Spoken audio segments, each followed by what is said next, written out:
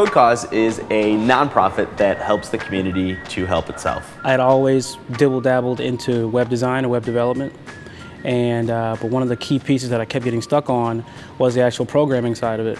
Dish fell through, they let me go back in June, and so I had that small span from June until August to kind of figure out what I was going to do. I've got 4 kids in house, and I have another son who lives in Los Angeles.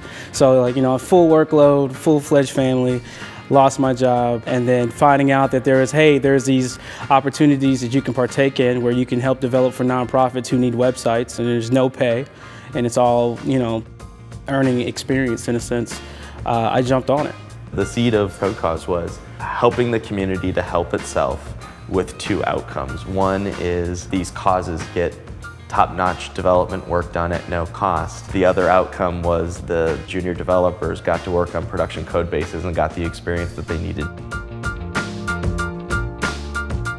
It takes you out of that sandbox environment, puts you in a real-world scenario, in a sense. It says, hey, we got to make something for this person. How are we going to do it? It's also giving them belief in themselves because we're believing in them.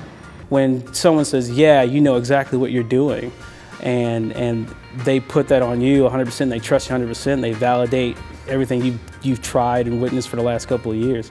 It's humbling at the same time. It's better than receiving an accolade for anything I can ever think of on any stage. You know, just to have your peers validate you and say, you do a good job.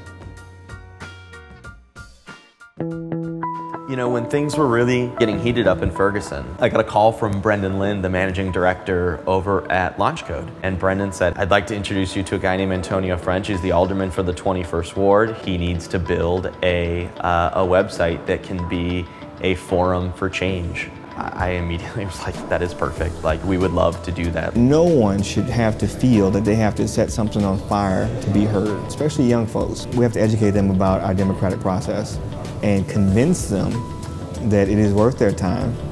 So 2 of the biggest things people can do with this new website is, 1, they can register to vote. Voting is the bare minimum we can do, so everybody should do it. The other thing is you can sign up to volunteer.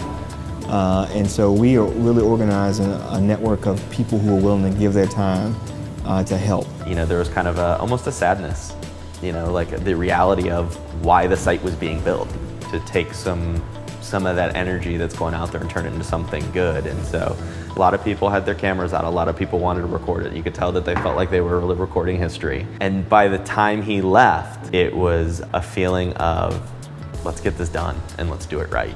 I mean, they stayed up, I think, until 5 in the morning that night, working on it, knocked 80% of the site out.